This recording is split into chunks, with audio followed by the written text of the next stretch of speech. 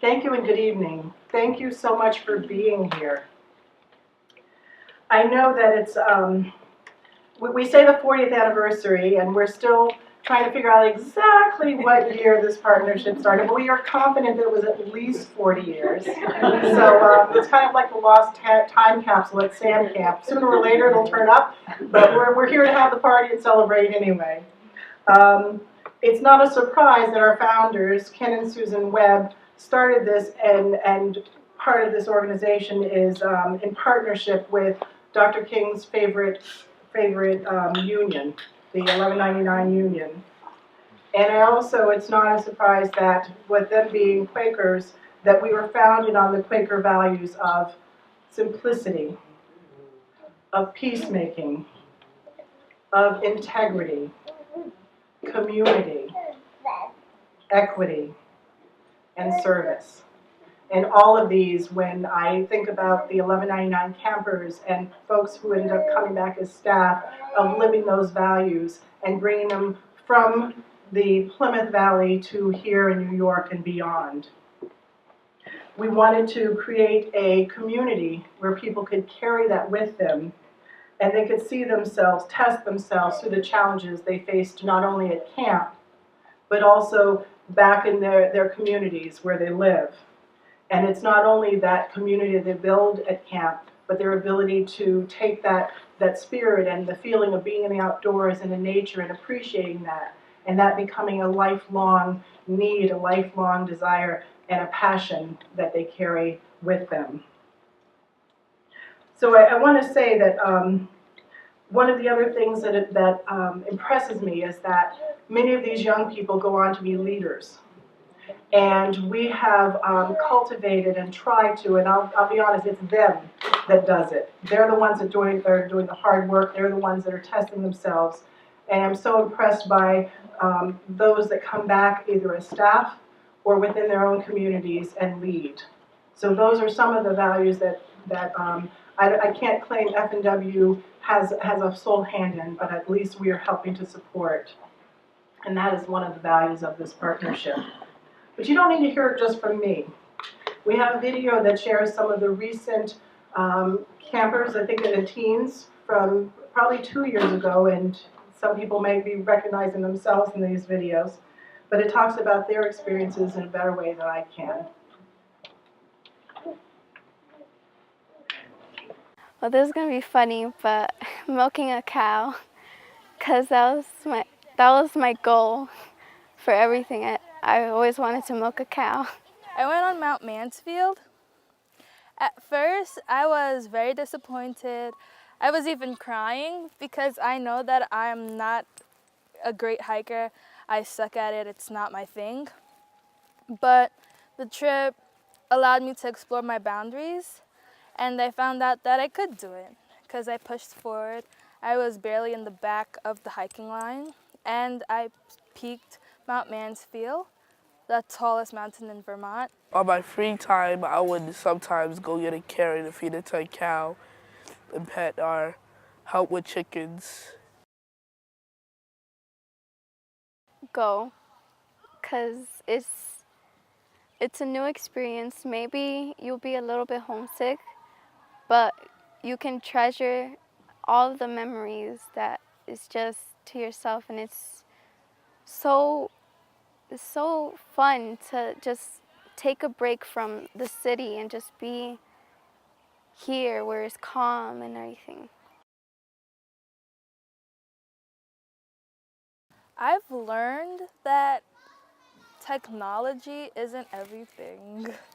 My first year coming to IB, I was like, how am I gonna do with it? They only sing songs off of song cards, and they don't have any phones we could use. How am I gonna talk to my mom, my friends? I'll probably miss out on everything. And I found out that, there are other ways to get around. Like, I send letters, and I think I find receiving letters much more fun than receiving a text or something, because it shows that people actually took the time to sit down and write you something because you were in their thoughts. Well, I was afraid of before I got here, I was afraid of maybe I'd have to fit in with people, or maybe like not as people wouldn't like me and stuff like that. But when I got here, it was like home. I've been going to sleepaway camp since I was 9, but this was my first time at Farm and Wilderness, like camp in general, and I was really nervous about meeting all types of new people, and it was truly amazing. The bond you share with people that you don't know, and I was nervous about meeting new people, but it turned out to be a good thing for me because it helped me mature and be a better person and helped me learn about life. It's an awesome place to be at. It's a good opportunity to make some new friends, to challenge yourself, push yourself, to be better, and just to have fun. It's a very good community, and other people should be in here because some people don't get the chance to understand how that community works. Some people always point to that and accused of things, and they never get the chance just to lean back and relax. I feel like this would be like a second home for me, and like, I would try to come back next year and every year I can. It's truly amazing, and there's something I love and I cherish to this day. And I would tell them that they have to come here at least one time. And then once they do, I guarantee they'll do whatever it takes to come back. At least I know I will.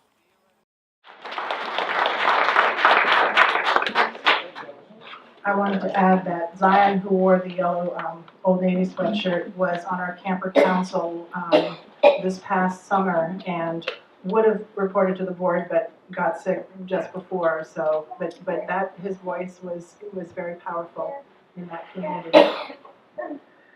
So I wanted to share that we've benefited greatly from not only the parents who are members, but in particular from the campers who've become a part of our community.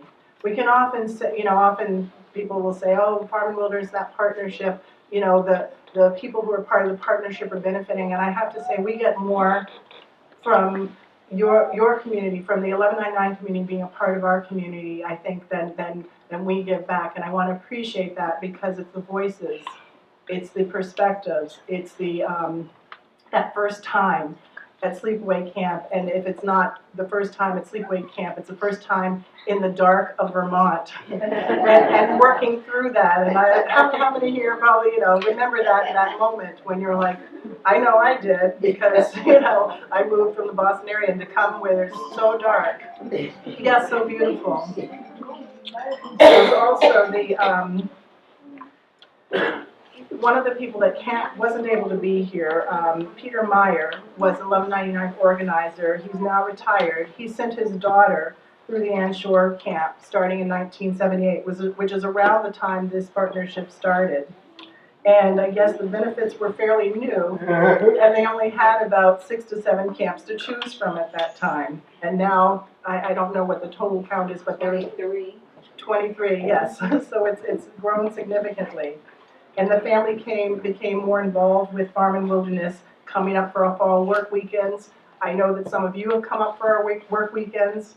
I invite you to, if you haven't, to bring the family.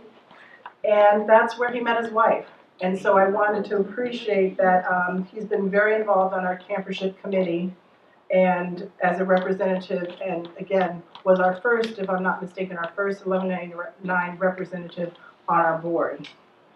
And it's been a long time since that. Now in 2018, I'm happy to report that we have another trustee who is very connected with 1199, whose family, I'll say his name in a moment, but both young people, a son and daughter, went through from Indian Brook, Timberlake, Tamarack Farm, counselor apprentice, to last summer his daughter was on staff. And appreciate the fact that this was a beautiful moment. His daughter was on staff and he came back and volunteered and helped out in the Timberlake kitchen, which was, it was not only magical, but the wisdom and the perspective that he added to that community was priceless. So I want to appreciate and welcome Blake Stewart, one of our trustees, to share his perspective of the 1199 in Farm and Wilderness.